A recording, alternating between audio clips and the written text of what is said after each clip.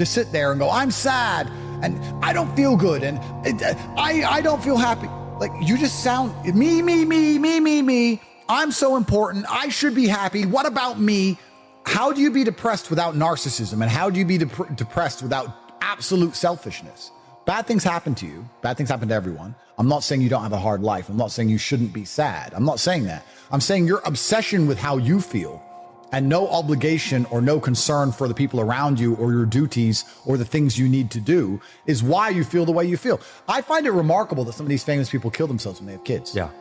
Like, I'm going to say this now. I don't care how much trouble I get in. If you're a man and you have children and you kill yourself, you're a piece of shit. Yeah. You're a piece of shit. Don't care how sad you feel. You're going to abandon your children because you feel sad? Because you got a thought in your head, a feeling in your brain. You're going to abandon your kids and leave them fatherless? You're a piece of shit.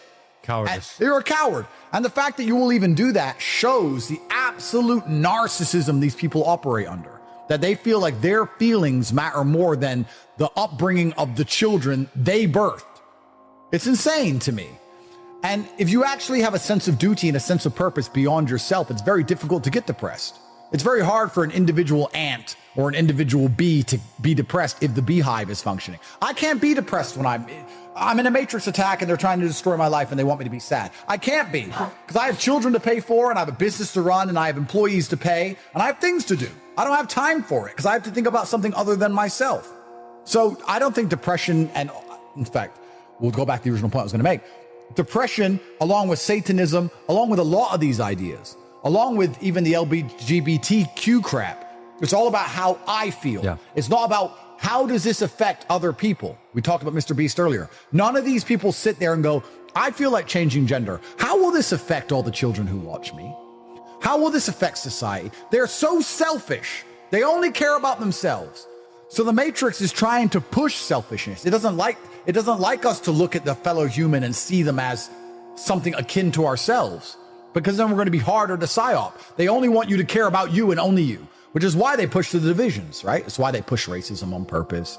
It's why they push the division, the political parties on purpose. They push the divisions because if we unite and start to sit and say, wait, I care about what happens to other people because of my actions, not just what happens to me, that would be a far different society.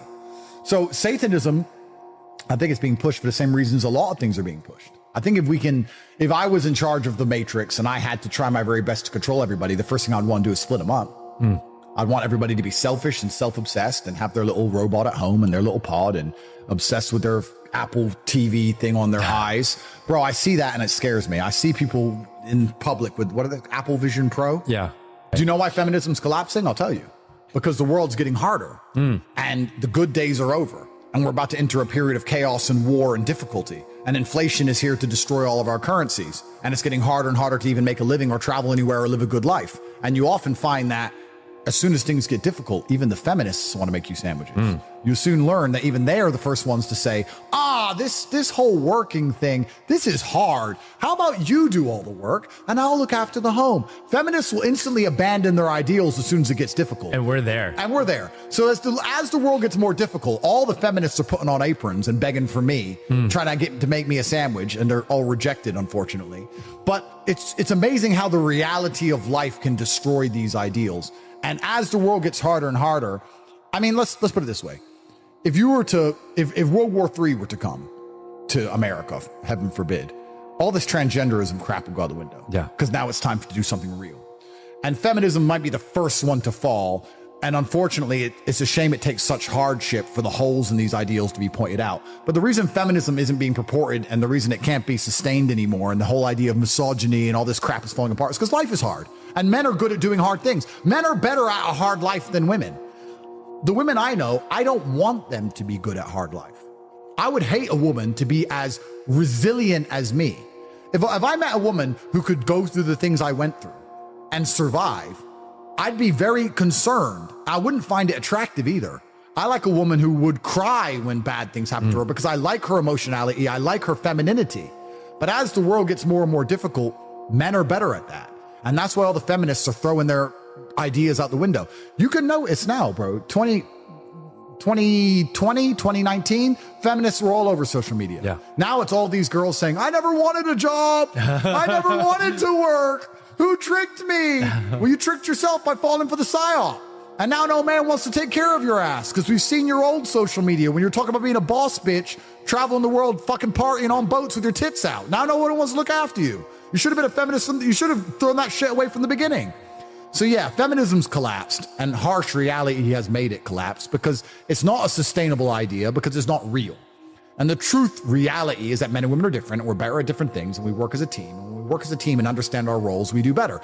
If you're a tailor and you're an accountant and you want to open a tailor business, well, then the tailor makes the clothes and the accountant does the books.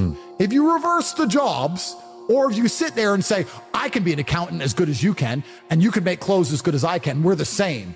And half the clothes are made by the tailor and half the clothes are made by a random accountant. You're going to have a crap business and it's going to fail. You have roles and you work together and you're a perfect team. Everybody knows this. Everybody knows this. But feminism is kind of funny. Feminists were everywhere 3 or 4 years ago. Where have all the feminists gone? This is my question to the world. Where have they all gone?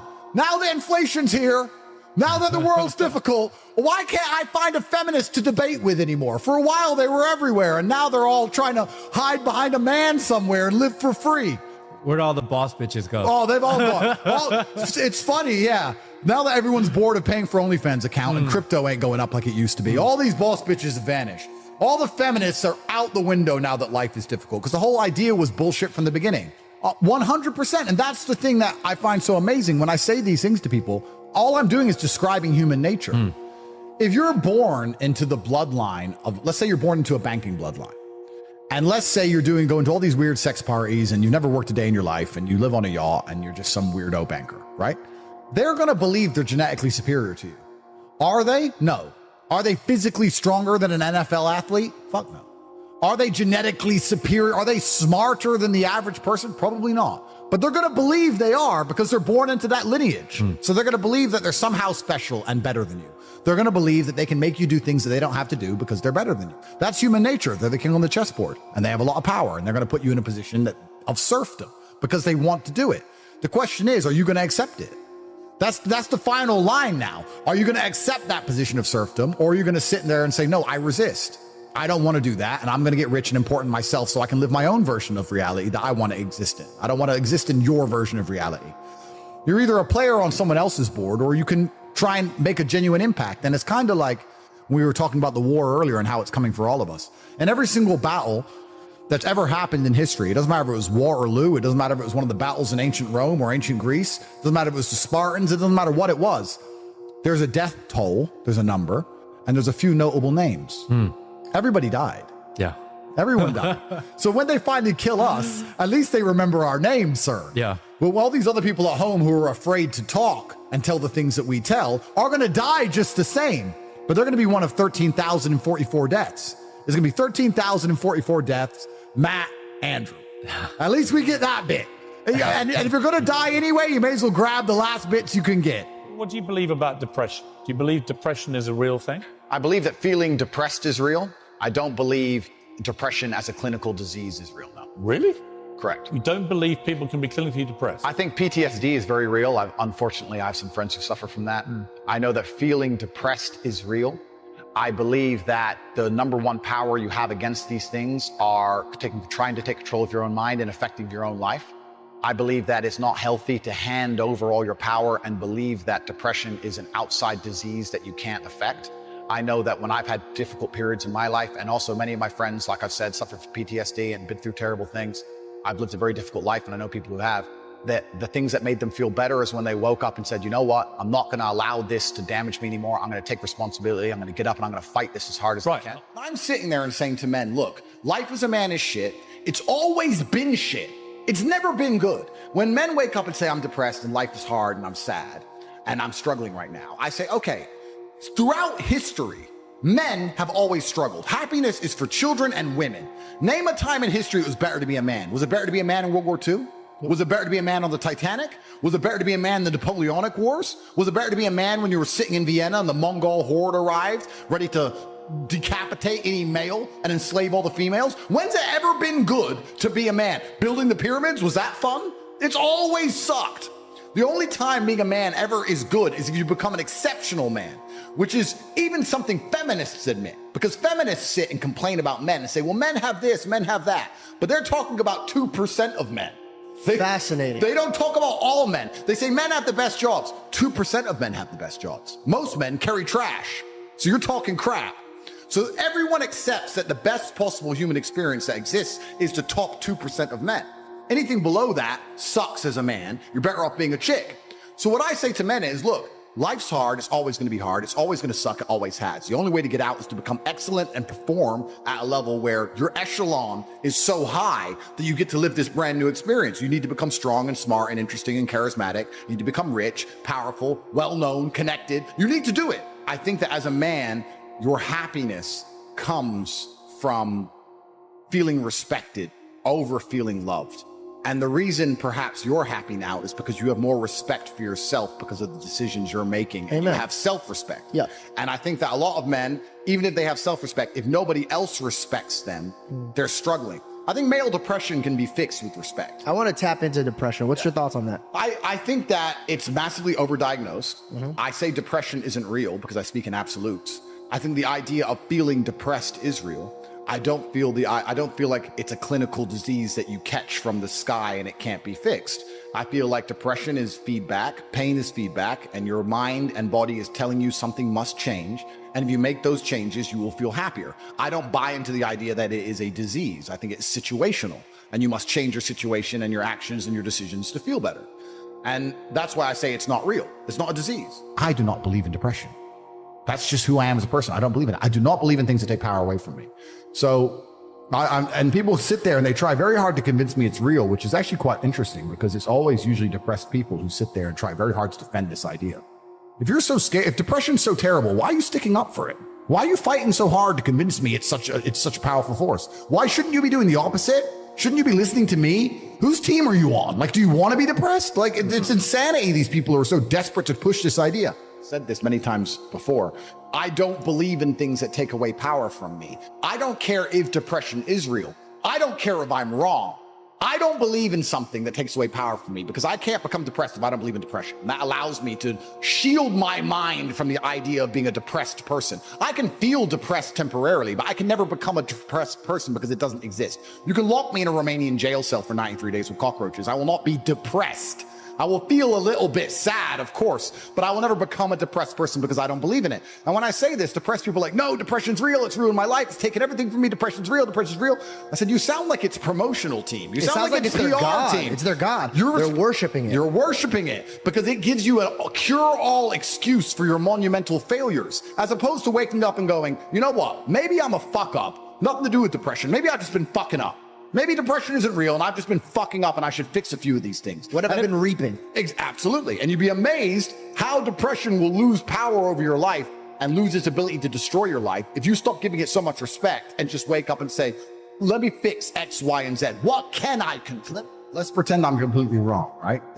We can look at situational depression like you just described. We can talk about brain imbalance and chemical imbalance. We can talk about clinical depression that you get and it's chronic and there's nothing you can do about it, whatever. Let's pretend all these things are completely true. The best option, the best thing to do is still to get up, be an adult, control your emotions, be stoic, and do the things you're supposed to do day after day. Laying in bed and doing nothing is never going to be the best option. Best option is still to go to the gym, to work hard, to run your business, to be successful. So it doesn't matter. We're talking about the different positions on the chessboard. But if the rules of the game remain the same, regardless of the position, you're still trying to win. You still have to do the same things. So does it even matter at this point? If you come along and say he's depressed because of X and he's depressed because of Y and he's depressed because of Z, and the answer to all of them is still the same thing, then I don't give a fuck why you're depressed. All I know, what I will say as a matter of fact, is this world is hyper competitive, especially as a man. Most men are walking through life and they don't realize that it's constant competition. I was driving here. Even as I was driving here, I was looking out the window and I was looking at all these people just walking around. One of them had a fucking croissant. One of them was dressed like a dickhead because it's London. He thinks he fucking looks cool. That's the fucking moron. We've all seen them. Yeah, moron. Some of the dude just talking shit on the phone. Some other guy with headphones in, waiting to be fucking murdered, wouldn't even hear it coming. And all these NPCs, I'm just looking at them going, do they realize they're in endless, constant competition? Every single pound they want, someone else wants. Every single girl they want, someone else wants. There are people like me out here. I will destroy, you could get all 30 of them in a room and I will sit by myself and absolutely annihilate them in any single metric. And they're just sitting there just fucking floundering and wandering through life, unaware of how competitive the world is. Well, and whinging how unfair it is. And whinging and how unfair it is. And this is my point. If the world is truly that competitive, You do not have time to be depressed because it's a non-competitive mind state. You could be depressed for X, Y, Z, whatever. I'm not depressed. And I want the money you want, and I want the girl you want, and I want the status you want, and the car you want, and the house you want. And I'm going to get it, and you're fucking not. I get scared. Yeah. You've seen that, what's it called? Sora. You seen that? That's crazy. Bro. And it's still in beta testing. Imagine we're going to be 10 years from now. Yeah. And I think, personally, what I try and do is get ahead of these things. So I'm not a geek. I'm not technologically super advanced. I have a lot of people who work for me who are. So even inside the war room or inside the real world, I have people inside of my platforms whose specific job, who I pay hundreds of thousands of dollars to a month. So they're on top of these things. So we can teach it to other people. And I see something like Sora and think, okay, that can make me a lot of money if I'm ahead of the curve. So I need to get my team involved in it. We need to make a whole bunch of money. But if you're the average person at home and you're watching AI continually take over the world and you're not at least learning how to implement it so you can benefit, you're toast. You're toast. Most people are going to be replaced so quickly. I don't think the average person at home realizes how replaceable they are. I'd argue now that 80% of the normies I talk to, ChatGPT would be far more interesting than them. They're that boring. The average person at home, if they were trying to get a girl, would be better off putting ChatGPT in the combo than themselves. That's how bad they are. And they're arrogant and they're narcissistic and they think, no, I'm special. Most of you are not special. You're not. And because you're not special, you're going to be replaced by machines. And once you're replaced by machines, you're going to become useless. And you're still going to have expectations. You're still going to want to eat, and you're still going to want a wage, and you're still going to want a good house and a nice car. What are the elites going to do with the populace once they become completely useless and remain to be entitled? You're useless eaters. Useless eaters always end up decimated. In any period of human history, in any civilization, if you had a large subsect of the populace that had no purpose, they got decimated. So if you're at home sitting there thinking, well, I can become useless and the government will just feed me, I'd argue they'll starve you to death instead because they don't need you around. And most people are going to be replaced very quickly by these machines. Sora, I said to my camera guys when I saw Sora, I was like, you're out of a job. You're fired. You're fired. We started laughing about it, but it's true. And think of how fast technology advances. Where are we going to be in 20 years from now? Yeah, it's going to be crazy. It's insane. You need to get ahead of these things. What did I just say that's bad? I said that men protect ideas in the world. We protect masculine ideas and we protect the ideas of women. And women adhere to male ideas because women can't defend an idea. That's what I've said. And there's nothing bad about that. And I'll make it clear how my daughter's life is going to work. I'm in charge because I'm responsible. You are going to listen to your father. I'm going to pay for you and take care of you. Those two things go hand in hand. If you stop listening to me, I will not take care of you. If you find another man, he better take care of you. Which means you have to be very careful who you choose because you're a millionaire living a princess life. You're flying on private jets at 2 years old and you're taken care of by your father who will die to protect you. The second you get a boyfriend, that ends and he is in charge. So if he can't put you on jets and he can't die to protect you, you better choose better. And I strongly recommend you wait a very long time and make sure your first boyfriend's your only boyfriend. And you better not mess it up and you better get a good one. And I believe that if I give her a good enough life in her early years and she understands that as soon as she finds a man, she loses me, she's going to be very selective of the man she chooses because I'm a hard man to match. That's my job and that's my goal. And I'm not going to have a daughter who disobeys me. I'm not going to have a daughter who disregards what I say and is still rewarded by my monumental competence and enormous finance. She's going to obey me and she's going to have a very good life until she finds another rich man who can do as she says, who can take care of her. It's as simple as that. And I don't think it's that complicated a premise. I actually think it's far more difficult to raise a son than a daughter. The problem with raising a son is that, and I'm very careful about how many kids I say I have, etc. But when you're raising your son, the biggest problem is the mother. Because most mothers don't understand how difficult a boy's life needs to be for him to be truly competitive. If you're raising a daughter, it's very easy. She's a princess. She sometimes cries. You can play games with her. You make her laugh. She's best friends with the mom. It's all a big happy scenario. Ha ha ha, it's all happy. If my 3-year-old daughter cries, don't care. If my 3-year-old boy cries, I'm enraged. What are you crying over? Welcome to the real world, boy. What are you crying for? And when I was young, my father would walk past me and just push me over. Just push me over at random. And I'd get up. And my mom would say, why are you doing that? And you say, because that's life. That's life as a man. You get pushed over and you just got to get up. If you're raising a son and you do that, the son may cry a bit, but he'll get over it. He'll learn the game. He'll understand the game. Your son will actually get good at the game. You'll see him start to learn to backpedal and laugh and say, ha ha ha, you didn't get me, dad. It'll all become fun. The only problem is the wife, the woman. Leave him alone. The woman makes him soft. Most women don't understand how hard life is as a man because they've never experienced it, and how hard you need to be on a boy. And I say this to Tristan all the time. I said, if it was just you and me raising our sons, they would be killers, bruv. Killers. Imagine that, men raising boys. Spartans. Bro, but the wife is all like, So I think raising a boy is harder because you have the wife sometimes in the way of what they truly need to become killers. Raising a girl is easy.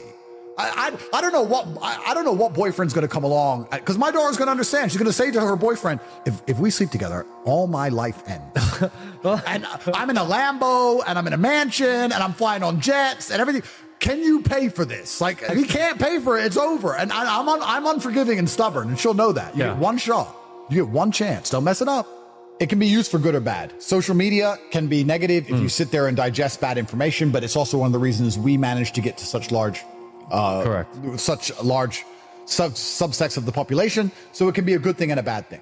Inside the real world, inside my online university, we push AI very heavily. And I was having a conversation with someone the other day who said, oh yeah, I don't use AI because I'm a club promoter. And I said, if you're in any business in the world today, it doesn't matter if you're a plumber, it doesn't matter if you're a club promoter, it doesn't matter what business you're in, you should be learning how to implement AI, because it's going to be the people who use AI and the people who fail. Those are the only two options, which is why we teach it so heavily inside of my university. And I said to the club promoter, what do you do? He said, well, I get guys to book expensive tables at the club because I bring pretty girls to the table. I said, okay, well, if you had an AI machine, let's say you use Sora to put together a video of the best club night ever, and let's say you use ChatGPT to speak to lots of girls and explain what's going to happen and why they're going to have a great time at the club, and also get ChatGPT to speak to rich men and explain to them what a great time they're going to have, and you could mass speak to people at a much larger rate than you can do by yourself sitting there typing, you're going to make more money. Yeah. You can implement AI in club promotion. You can get the most fancy video, and you can get a ChatGPT learning bot to realize exactly, this is actually a point I want to make, to realize exactly what trigger words get the girls to want to party and what trigger words get the guy to want to spend money. And you can put together some data, and you can stop talking to people completely, and you can focus on the AI learning mechanisms to do all the work for you, which is why we're teaching it inside of my university. There's not a job on earth where you shouldn't be using AI mechanisms to do it for you, because that's what they're doing to us already. Yeah. We live in this surveillance capitalism world where a lot of the tech companies, a lot of the largest companies in the world are making money purely based on prediction of our behavior.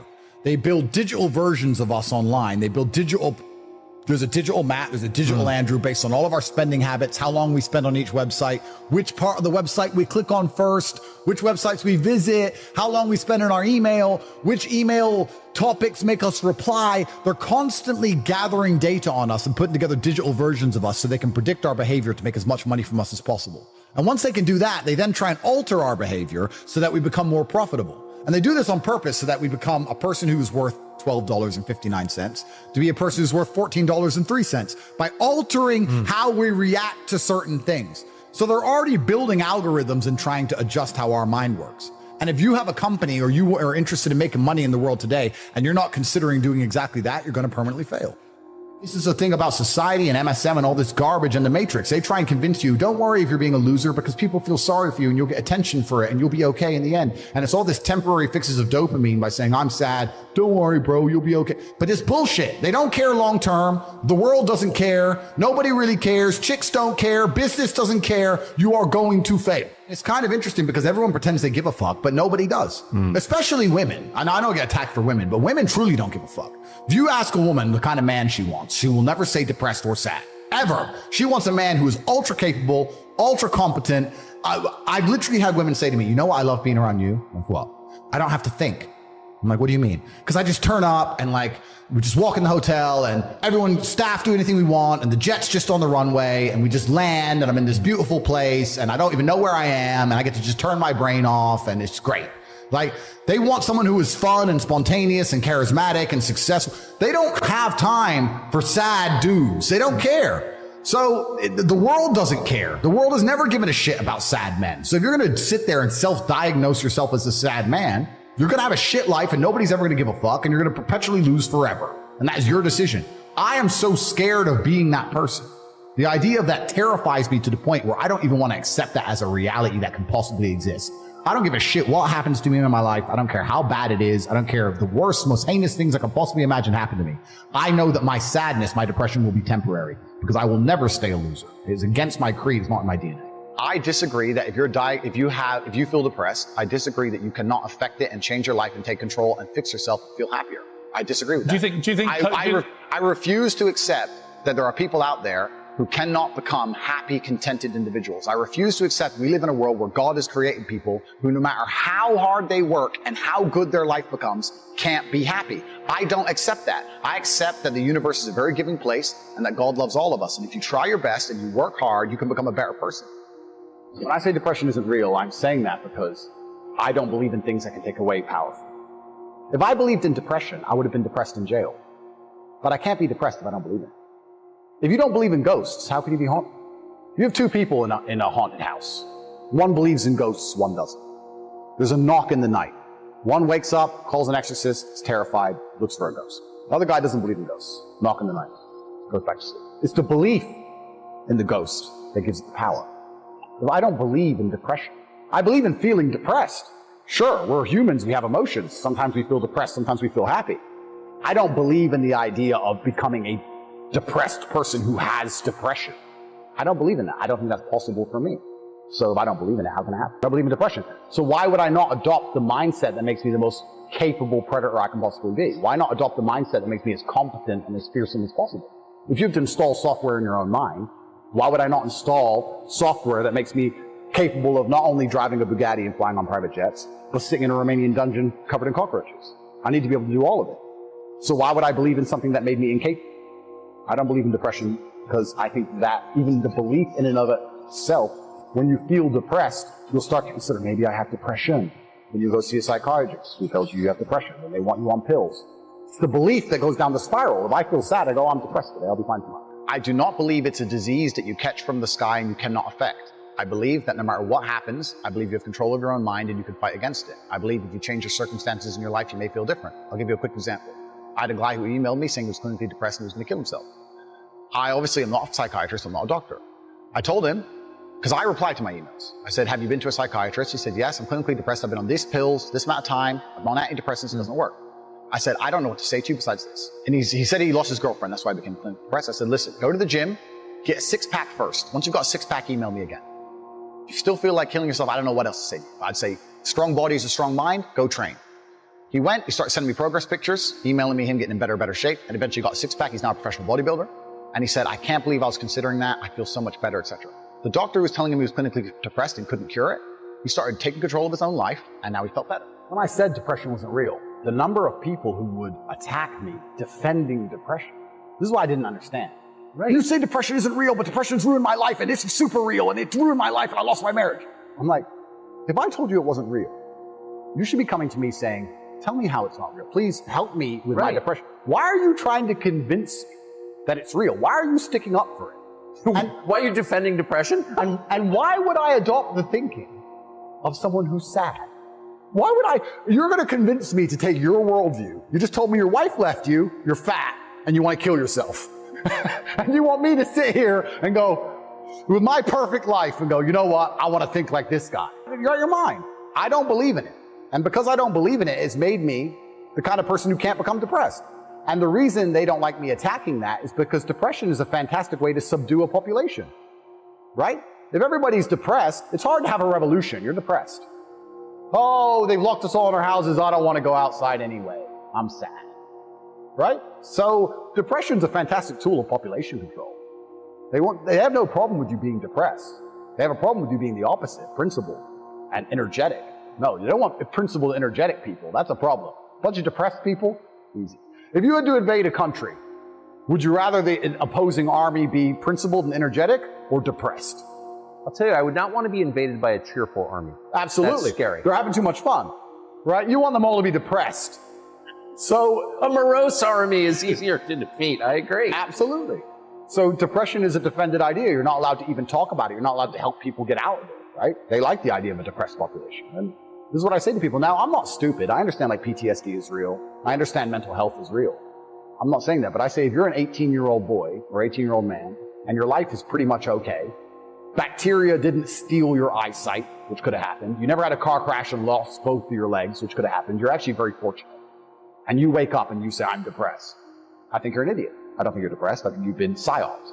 I think you feel a little bit of depression and you can fix that by changing your life. I think if you became rich and strong and smart and successful, and you worked hard and you dedicated yourself and you were motivated and you tried your very, very best to become excellent, you probably wouldn't feel depressed anymore, which means it's not a disease, is it? So why would you, well, the only reason you're even saying you have depression is because you believe in it. So you're arguing for cause and effect. You're saying if you live a certain way, you're going to feel a certain way. Absolutely. And I also would argue that I think we've evolutionarily, even though I do believe in God, I think that we've designed ourselves and the human has grown into a way where if you feel depressed or sad, I think that's a fantastic trigger or a warning signal to do something. If you were to say to me, Andrew, you have to complete this monumental task. You have to conquer the world. I would say, okay, but I need a emotional motivation to do that. I need to be unhappy having not completed the task. You know, I need to be uncomfortable, right? If you're uncomfortable being out of shape, you'll get in shape. If you're happy being out of shape, then you're just going to stay out of shape, right? So if you feel a degree of uncomfortableness inside of your mind, I think it's just your mind telling you that something about your life needs to change. Yes. You need to get up and change something. Guys would say to me, I'm depressed because I'm fat and I have no girlfriend. And I'd say, no. You have no girlfriend, and you're fat, and that's why you're depressed. If you go change those two things, you'd probably be surprised that your disease goes away. The average school isn't teaching you about AI. The average MBA you will do won't teach you about AI. I'm going to sit here and make it very clear and obvious. The only school on the planet I can find that will teach you about artificial intelligence is my one, the real world, and it's $49. For $49, we'll teach you exactly how to use AI to make a whole bunch of money. Which goes back into a point I was saying earlier about certain people are just tied into the matrix and don't want to be freed. If we will sit here and have a long conversation about how artificial intelligence is going to replace most people, and if you don't implement it, you're going to become useless, and your entire bloodline is going to be exterminated because you don't serve any purpose to society. And I'm going to teach you how to use artificial intelligence for $49, and you're still not going to do it, well, then I guess you just deserve eternal slavery for your bloodline. Some people are just born to lose, I assume. But it's extremely important we implement these things. So when I watched Sora, the conversations I've had, it was only 2 days ago. I was on the phone for 6 or 7 hours with my team inside the real world saying, okay, how can we use this? What can we do with this? And there's two different ways to look at it. There is, how can we use artificial intelligence now when no one else is really using it? How do we get ahead of the curve and continue to make millions of dollars? That's easy.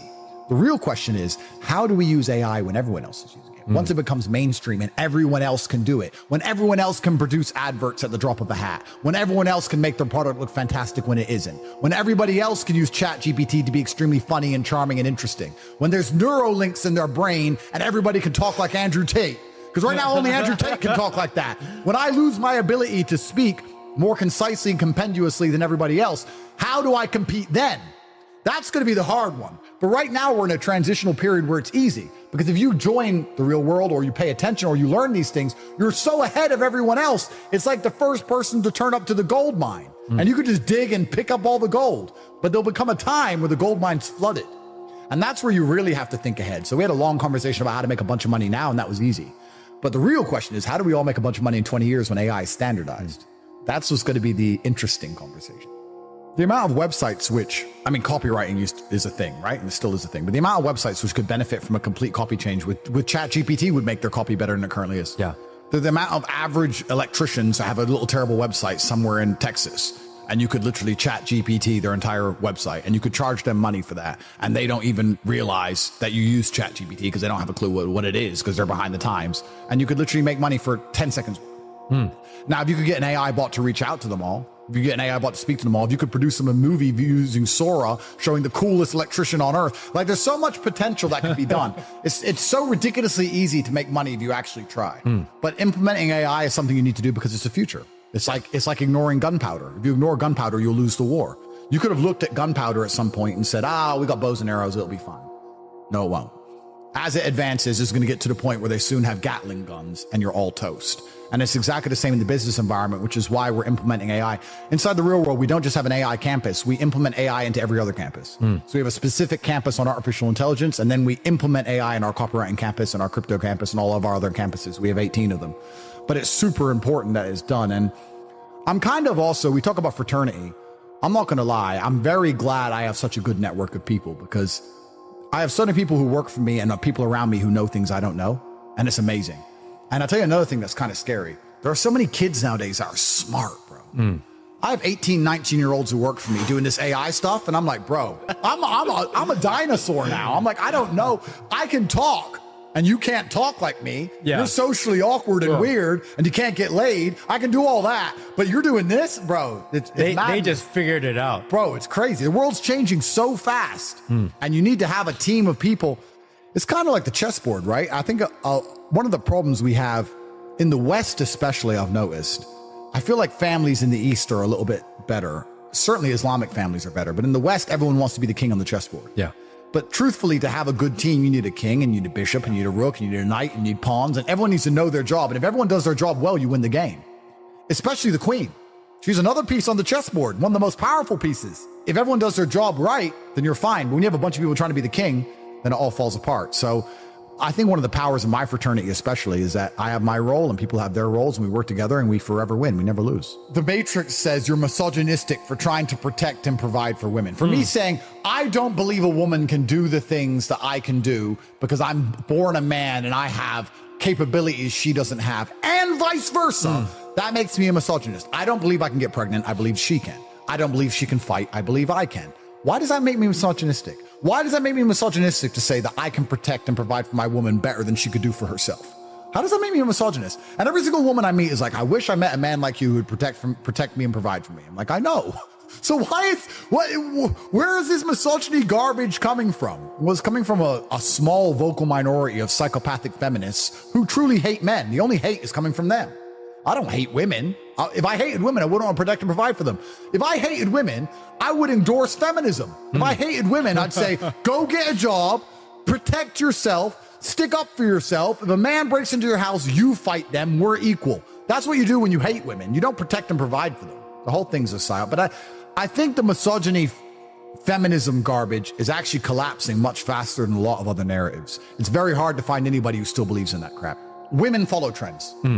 Because women are susceptible to societal trends because they're malleable, because they do not have physical capability to defend themselves. E.g., if a new tribe conquers the current tribe, the women will quickly adapt to the ideals of the new tribe to survive.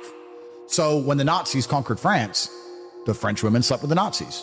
I mean, for a while, they were upset that their husband was killed. I don't know, maybe 3 days. And after that, they're like, cool, I need a man to pay the bills. So they got with the Nazi soldiers. That's how women are. They're selfish, they're self-absorbed, and they just adhere to the power structures and follow the power structures because they can't resist them because they can't fight. So, and I'm not insulting women. This is a fact. If a new, more powerful force takes over, e.g. the Nazis taking over France, they'll adhere to that ideal for survival. Now that feminism's collapsing and traditional masculinity and traditional roles is popular again, they're adhering to this worldview because it allows them to survive. They can't argue feminism anymore because it's failed in real time. They don't have an innate ability to argue against the general consensus of Earth. Again, exceptions don't disprove the rule, but in general, because they don't have physical capability, they know what's cool and what's popular and they love attention. So now they're all tradcon. Do they really mean it? I don't know. Now it's the cool thing to say. When feminism was cool, I said the same things. Now that masculinity is cool, I'm saying the same things. If feminism becomes cool again, I will say the same things. But I'm Andrew Tate. I'm the top G. I fear nobody. Put me in jail. I don't care. By myself, sitting there with the cockroaches, just me and Tristan smoking cigarettes. I'm fearless. It doesn't matter to me. These chicks who are tradcon now, will they flip when the game flips? It's amazing that they're saying these things. It's amazing that we've changed the culture. I believe I was part of that. Trump was part of that. You saying the right thing's part of that. What is cool now wasn't cool 3 years ago. Things are changing. I'm not complaining that they're making this content. I'm glad they are. My question is, how true are their core beliefs? And then you go deeper down the rabbit hole into the semi-misogyny area where people are going to have a panic attack. How true is any woman's core belief when she can't defend the belief? You go deeper down the rabbit hole, you understand. If you're not prepared to defend an idea, you don't hold an idea. If you're not prepared to stand up to people who disagree with you and defend it vigorously, then you've never held it in the first place. If you can't defend it, it's not yours. So a lot of women, when they're challenged openly because they fear societal pressure, they feel being ostracized, they feel being criticized, they don't want to be insecure, they fear these things, and because they're not brave enough to deal with the consequences of holding a controversial idea, no woman's going to jail for her idea. I did. Name a chick who's going to go sit with the cockroaches for 93 days in a Romanian dungeon for her idea on YouTube. Name one. Not a single one. They're pussies, as they should be. They're women. I don't want women to be as brave as me. So they're scared. So if you're a woman and you can be scared out of saying certain things, and you're scared of being criticized for certain things, and you're scared of physical confrontation, and you're scared of being ostracized, do you even believe anything? Do you really believe it? This is a philosophical question. Yeah. Do you truly believe it? You may believe it when you say it, but there's a difference between believing something when it's convenient and it's soft and it's easy and believing something when it's hard. They're very different things. I know my beliefs are core to my heart. I know that I believe them because I will suffer for them. If you don't suffer for your idea, do you believe it? When I tell people that you are the sum of the 5 people you spend the most time with, everyone agrees. They go, yeah, that's probably true. The 5 people you spend the most time with, that's what you're gonna end up like. They say, yeah, that's true. And then they continue to hang around with people who they don't want to be. Why? There has to be a point. There has to be a point where you sit and go, okay, you're my friends, etc., etc. I love you guys. Yeah, we can talk, whatever. But I'm on a different life path. You have to leave some people behind. You wouldn't want to be, if you were to come hang out with me and you were in a room with me and my 5 friends, you'd feel self-conscious. You're right. You don't feel so with your friends. Because you only surround yourself around people that are on like your level of like. I'm with killers. I'm with killers. We're fucking monsters. If you were to come hang around with me and my crew, you would be self-conscious. And that self-consciousness would motivate you, or they would certainly instill the discipline required for you to change. You don't feel self-conscious amongst your peers. That's why you don't change. If you were to get in a room and you're the only person who ain't a fucking monster, you'd want to become a monster. That's life. That's humanity. So I say this to people all the time. If you know you're the sum of the 5 people you hang around with, why you hang around with people you don't want to be? Brother does 500 push-ups. I ain't gonna be the bitch in the house. I ain't gonna not do them. So that's another reason the war room exists. My organization, the reason it's so competitive, is the reason we kick people out. You have to fight. Even if they pay, you're like, I don't give a fuck. Get out. Like, I don't give a fuck. Get out. Out. Doesn't matter. Everyone pays to join. You get kicked out anyway. You have to fight to keep your place. That's the whole. Damn. That's because that's how life was. If we were still in the animal kingdom, the lions that you see on TV, they weren't just born big lions. They had to fight other lions. They had to fight to get that antelope. They had to fight other animals, hyenas, jackals. They had to fight to be the boss. We're living in a comfortable world now where people think, oh, it doesn't matter. It doesn't matter. But you know what? To some degree, it does matter. It does matter. And I'll tell you who it matters to. It matters to your soul and it matters to God. I stand in the mirror with a pure heart. I know I am the best version of me that could possibly ever exist. I know that God is proud of me. There's nothing that God hates more than sloth and laziness. If God were to create a man and that man were to sit around and do fuck all, God will frown upon you. It's why you're never lucky. If you're listening to this and you think I'm never lucky, I'll tell you why, because God dislikes you because you're fucking lazy.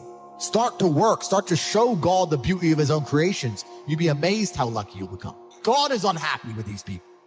And inside their hearts, they're unhappy. We talk about depression, anxiety, all those things you mentioned really earlier on this podcast. That comes from self-loathing. You loathe your own weakness. You loathe your own laziness. This is what all of these things are. I don't feel depression. How can I feel depression when I'm the most powerful version of me that I could ever fucking be? How can I feel depression when I can squeeze my own hand hard enough to break my own bones? How can I feel depression when I've smashed and destroyed 68 people's faces in front of me, men who thought they could test me in fair combat? How can I feel depressed? It's impossible. Watch your friends when they're on TikTok. How long can they even focus on a video before they have to change? Half a second, a second. Damn. All of your minds are broken. You can't even focus on anything anymore. You're right. You are constantly distracted to the point where you can't even appreciate the good things in your life. You're distracted. Your minds are broken. You need to rewire your mind and resist the slave programming. How? They have I'll tell you how. First thing you have to do is identify it.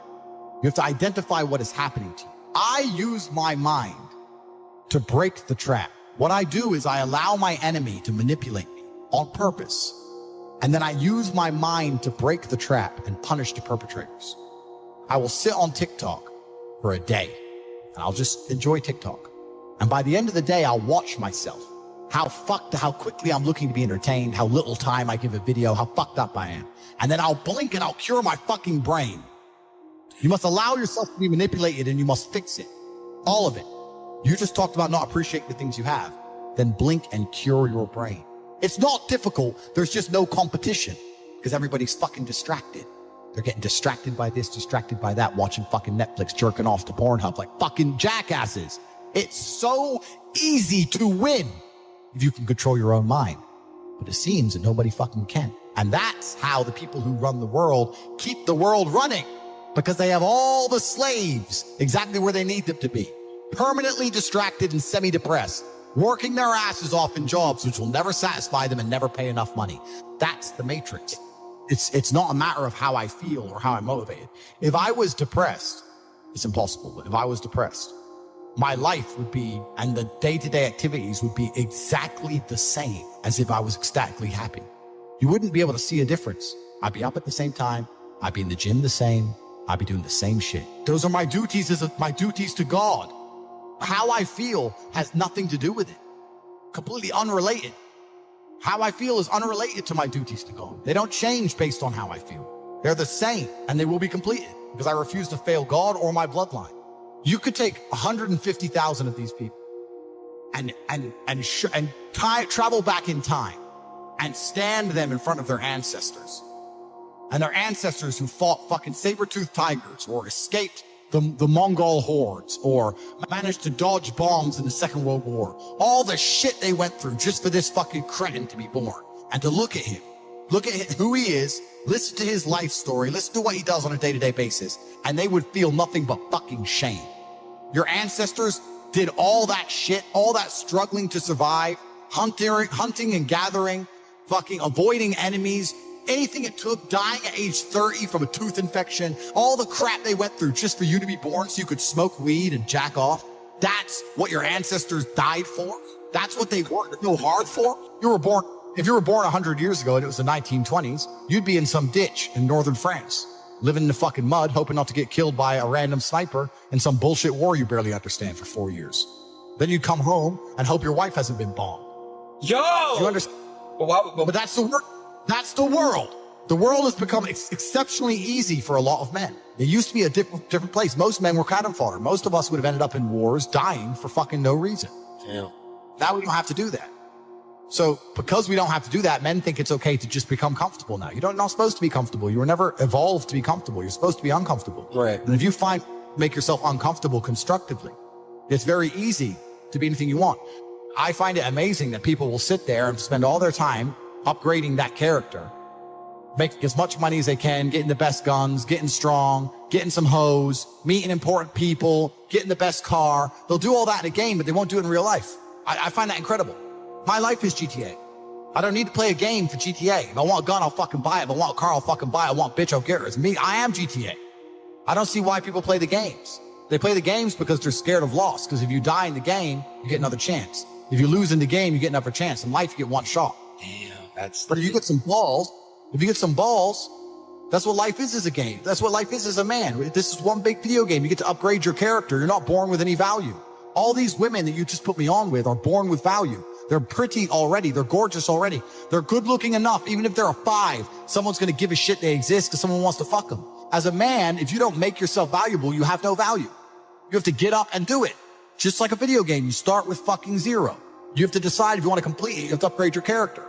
So I find it amazing that men are going to play video games and fuck about and waste their time instead of upgrading their character. Everyone knows what to do. You know what you have to do. You're right. If you had to become the most dangerous, intelligent, respectable man on the planet, you know you're supposed to go to the gym. You know you're supposed to train, learn how to fight. You know all these things. You don't do them. That's your decision. It's your prerogative. I didn't make that choice. I made the choice to do it all. I decided on it. And every single man watching this can do the exact same thing, which is why I have very little pity. I'd never make fun of someone who hasn't got a choice. I wouldn't make fun of someone born with one. I have a choice though. But if you've right. made a fucking decision to be less than you should be, then I believe you should be mocked for that decision. I agree. I feel like, yeah, because like you're not living up to your full potential. Like it's your choice to basically not live up to your full potential. Completely. And me as a man, when I put myself through hell, when I have had such exacting, such stringent standards for myself, why would I then have less exacting, stringent standards on the people I meet? Why would I put myself through hell and then meet someone who didn't put themselves through hell and then treat them like my equal? No, fuck you. I suffered when you didn't. So you're not my equal because you decided not to suffer. You have enjoyed comfort when I haven't, and that's fine, but don't expect me to look at you as my equal because you're not. I'll snap your fucking neck. I can't imagine a mind frame or a mindset where I want to do something and can't do it. Right. So it's almost difficult for me to answer that question, because if you have that kind of mind, if your mind is so fundamentally broken that you cannot do with your own mind what you want to do, right, you know, like that, then you're just fucked, right? Life is hierarchical. There's always going to be kings and there's always going to be peasants. If you have a mind that you can't control, then you're never going to be a king. You're going to be a peasant. That's your life. You have a peasant's life ahead of you, and that's your destiny. Enjoy, right? There's always been peasants. That's life. But I believe that the most important thing you can do as a man is to gain control of your mind. Once you have control of your mind, life is so ridiculously easy. It's so ridiculously easy. It's so easy to be in. People say to me, Tate, you're in good shape, but all you do is drink vodka and travel the world. You're never even home. You never even have a gym. How do you do it? It's ridiculously easy if you control your mind. If I decide to do 1,000 push-ups, I'll do them. Maybe I have to do them one at a time. Maybe I'll get tired. Maybe I need a break. I'm going to do 1,000 because I said I'm going to do 1,000. It's not fucking hard. Everyone knows what they're supposed to do. Once you control your mind, it's easy, right? Getting over a breakup with that bitch. You miss that girl, you're upset, you miss her with all your heart, da-da-da. But once you realize she's gone, if you control your mind, she's gone now. She's gone now, I'm gonna miss her. That's a shame. Off to the gym. You either control your mind or you don't. And all of these things stem from the same problem. It's something you can do. It's something that is learned. It's something that is taught. But it's something that I needed to survive. So for me, it's easy, right? It's all I've ever known. right. But people have they don't need it to survive, so they never develop the skill. That's just how it works. At the end of World War II, when men went to Europe and saw unspeakable horrors at the end of World War II, did they all come home and need therapy, or did they all come home and get back to life? Because everyone was taught to have a mind that they control because they needed it to survive. There's no one else. That's how life worked back then. I can even tell you from my current battle, the current battle I'm in, I don't think most people understand or would ever be capable of understanding what a matrix attack does to you. I've had no banks. I'm banned from everything from Skype to Uber to Gmail to Instagram to YouTube. No app on my phone works. I've had no access to money for 2 years. I was in jail for 93 days. I was locked in my house for 5 months. I wasn't allowed to leave my house. Okay, I live in a very nice mansion, but imagine I didn't. How do you make money when you're locked in your house? You're financially decimated. All my cars were taken off me. $900,000 in cash was taken off me. All my gold was taken off me. My diamond watch collection was taken off me. My children were harassed. The mothers of my children were arrested. The crap I've been through is monumental. Most women couldn't handle that. Most men couldn't handle that. And the women near me say the same thing. They say, you're a hero. And I think a woman's job to a man is to power him up with love and let him go. It's like feed the bear and let the bear go fight. You give the bear some food and then you say, go kill. And that's a woman's job. She loves her man and she gives her man power to go out there and face the world. It's not her job to face the world. It's our job to face the world. And she powers us with love. And what your wife said is perfectly correct. She's there to help you and amplify you and power you up and make you as powerful a force as possible in the world, whether it's your vote or anything else. That is a woman's job. And a woman who is good at being a woman will do exactly that. She isn't going to come along and try and oppose her man or be as good at her as her man at anything. My girl will open say to me, I'm not as organized as you. I'm not as smart as you. I'm not as quick as you. I'm not as fast as you. I'm not as brave as you. All the things you do, I don't know how you do it, but I'll try and love you and make you happy so you're good at doing them. And that's why we're such a powerful force. And that's why we work so fantastically together, which goes into another point earlier that we were saying earlier about women defending ideas. It's kind of interesting because we can apply this to feminism also. Women don't hold ideas without men because women can't defend ideas. Feminism's a male movement because feminists need men as much as they demonize men. Because if you have a open conversation with a feminist and you really disagree with her and you oppose it and she gets offended or upset, she's going to call the police and she's going to call men. She is. Like, if you look at a society where women can't call the police, how many are feminists? None. Feminism is supported by men in masculine capability and masculine threat of violence, like the rest of society. Every idea on the planet, I don't think many people understand this, every idea on the planet is backed by the threat of violence. We say we live in a peaceful society. That's a scam. Any idea any of us hold is backed by the threat of violence. The government says you need to pay your parking ticket. If you don't pay it, they'll add more money. And if you don't pay it, they'll send you a court summons. And if you don't go, they'll send a bailiff to take things from your house. And if you refuse to let them in, police will come. And if you refuse to comply with the police, they get violent. It all comes down to violence in the end. So if you have any idea anywhere, even feminism, a woman will sit there and say, men are trash. And a man will sit there and be insulted by it. And let's say that man is low IQ and he's an idiot. And he says, don't call me trash again. I find that offensive. If a man calls me trash, I'll punch him in the face. And you said we're equal, so don't call me trash again because I see us as equal now. Don't do it. And she goes, I still think you're trash. She's doing that because she knows she can call the police. And the police are men with guns. Masculine men, violent men. The exact men she said were toxically masculine and she didn't like, she now relies on to insult. So it's insane that all ideas in society are backed by violence, which means all ideas in society are backed by men and our innate capability for violence, meaning feminism is supported because men allow it to exist, and feminism requires male violence and toxically masculine males more than nearly any other idea, which shows how false the whole thing is. So we're talking about, do women even have any ideas, and can they support any ideas because they can't handle the being ostracized? Do women have any ideas at all without men? Or do women always, have they always, since the dawn of human time, found a man they respect and adopt his ideas like your wife did? Maybe they've always done that. Has there ever been a society of women where the women held vastly different ideas to the men? Ever? Has there ever been?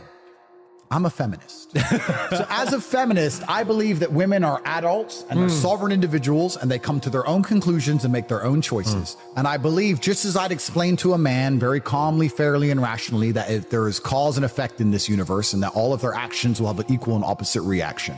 And I believe that women are just as capable. So when I explain to her that her life ends the second she chooses a man, and if that man cannot replicate the life I currently provide for her, she's going to have to do with that substandard version of reality. It's her choice to make. And I will tell you one thing, Matt. I am as stubborn as they come. I am as, if I won't listen to the Matrix and I'll go to a jail cell with the cockroaches, nobody tells me what to do. And I am that guy. And yeah, I'll love her with all my heart. But you know what? I'll love her and she'll be crying her eyes out. I made a mistake. I'm going to sit there and say, I told you. I was right, wasn't I? You were right. You were right. I know. Okay. So how about this? You can remember that I was right, and you remember you made a bad decision, and you can continue with your life knowing that for the rest of human time. Because I don't give second chances like that. I've never been that guy. I don't need to change because I'm not wrong. If I have a woman I truly love with all my heart, and I take care of her absolutely completely, and I adore her, and she's my number one, and she's my partner, and I think about her all the time, but she oversteps, she's gone. I am as stubborn as they come. And I have firm lines for the reason we said earlier. You give an inch, take a mile. I'm a very fair man. I'm firm, but I'm fair. I'm harsh, but I am fair. I will warn you in advance. I'm that guy who says, please don't talk to me that way. I will smash your face. Please stop. Walk back. And they won't do it, and then I'll hurt them. I'm very fair all of the time.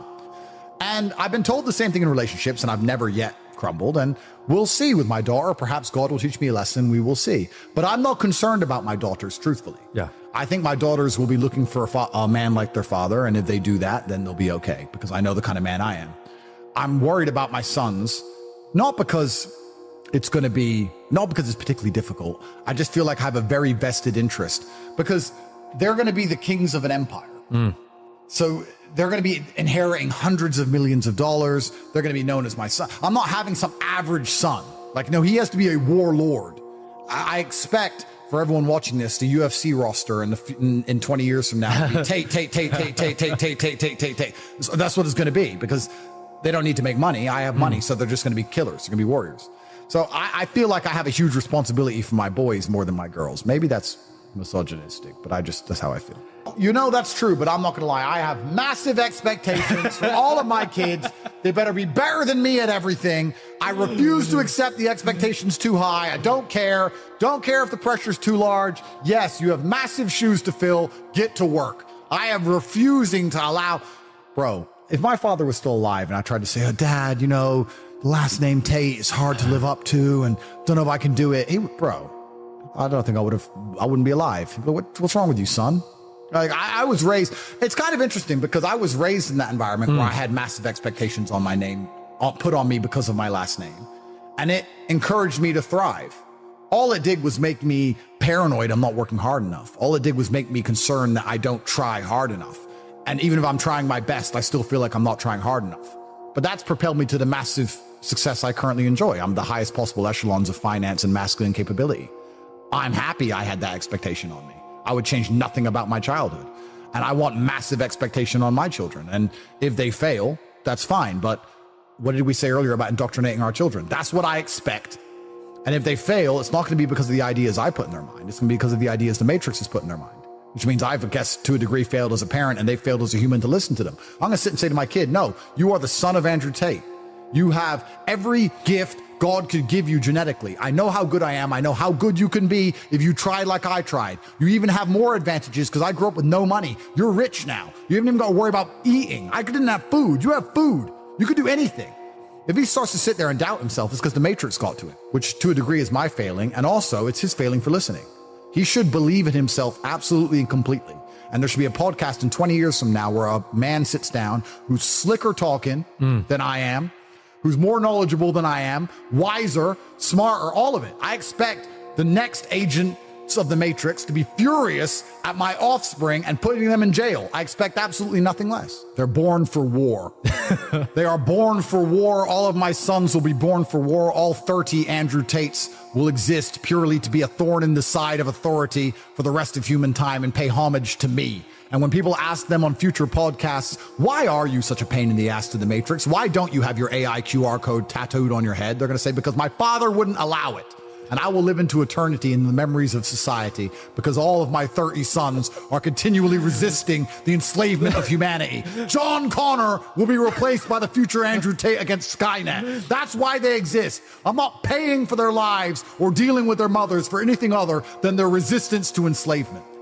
They have tried to financially decimate me and they've attempted to damage my reputation, but people no longer believe the lies of the Matrix. This was a warning shot. I have lost probably in excess of 60 or 70 million dollars. They've tried to financially cripple me and they thought I'd be scared and I would shut up. I have a feeling if I wasn't so vocal about the fact I'll never sell my soul, they would have come along with another sponsorship deal. I think they would have actually tried to give me a lifeboat and said, now you're broke. Do you want to sign it now? And now we'll make the media shut up about you. But they know I'll never sign it. So we'll see if that comes. I feel like this case is absolute garbage. It was a warning shot. It'll be dropped soon. But I have a feeling if I'm not quiet within the next 3 to 4 years, I'll end up in a cell for a very long time. Probably a 4 or 5 year stretch. And then unless the culture of the world changes significantly, after that, we'll have to see what happens. However, if Trump wins and the culture changes and people continue to not believe, it's going to be a lot harder for them to lock me up. We're going to have to see. TikTok has the most advanced AI in regards to deleting me. Meta are trying to do the same thing, but they're not as effective because it's actually very advanced technology. TikTok is quite impressive with how heavily they've suppressed me. And that shows how heavily they're going to suppress dissenting voices in future. I'll be honest right now and tell everyone. TikTok started banning me. So then my team would invert the videos because my face would be inverted. And that would escape the ban for 2 weeks. It's like the Borg. You ever watch Star Trek? The Borg adapts. And then they'd get rid of the inversion. And then we'd put a voice muffler on it. Then they get rid of the voice muffler. And then we'd use a cartoon version of me and they'd identify the cartoon somehow. Then static pictures of me, like you just named, they get rid of. Then my voice. TikTok are sitting there at the very cutting edge of AI specifically to get rid of me. They hate me. TikTok do. And I think the reason for that is because they were dragged into the Senate and they were attacked for hateful ideologies and dangerous ideologies. And they saw the future of their platform was contingent on getting me off of it because I'm seen as dangerous to the Democrats and the Democrats were hammering them. And they thought we had to get rid of Andrew or TikTok's going to get banned because I was everywhere. So they've literally invented brand new technology to get rid of me, which means the future for anybody else with the dissenting voice is dangerous because it starts with me and soon it's all of you who don't agree that your son should chop his dick off. It's coming for all of you. Because people Meta are trying the same, YouTube tried the same, but the problem with Meta and YouTube is they're failing and they're losing to TikTok right now and they need views and I views. So they kind of let it slide. And then we have Rumble and X, which are as close as you can get to free speech on the world today, and they're doing a fantastic job at keeping the light. You should have no interest in what people think about you. That makes you insecure. And that is the largest psyop in history. To wake up and say, I'm not going to be successful. I'm not going to be strong. I'm not going to be interesting. I'm not going to go out there and test myself. And I'm not going to put honor on my last name because I would hate for people to think I'm insecure. I'm secure. So it doesn't matter if you think I'm a loser. And it doesn't matter if I am a loser. So I'm just going to sit at home and I'm secure. No, it's not insecurity. It's called duty to your last name and honor. And that's just another one of the many different tentacles inside of the psyop octopus trying to snatch any motivation left from the masculine spirit. If I was a man who was unsuccessful and I hadn't met my physical capability or my financial capability or my mental capability or my spiritual capability, I would be insecure. I would sit and say, this is a failed version of who Andrew Tate could be, and I'm not happy with who it is. And I think that every man should be like that, so he gets up off his ass and does something. I think so, yes, but also competence is confidence. I think they go hand in hand. You're going to be confident at doing things you're good at. And I understood I had to get good at things from a very young age. And I was challenged from a very young age to constantly test myself in endless competition. My whole life has been competition. Correct. It was chess tournaments from a very young age. Yeah. And then it was professional fighting. My whole life's been a massive competition. Right. And I understood that there's winners and losers. And that's how the world operates. To this day, right now, it's the same thing. And you just get good at the idea of competition. I think there's a lot of people out here who don't realize they're in a fight. Or they know they're in a fight, but they want to ignore the fact they're in a fight because they don't want to have to accept that they're losing. But what's very interesting is all those bad things you just talked about, the bad experiences, you wouldn't have been able to self-educate without the bad experiences. You need the bad things also, just as we talked about earlier about haters, and you need the light and the dark and the yin and the yang, thousands of years old. You need the two. This is what's very interesting.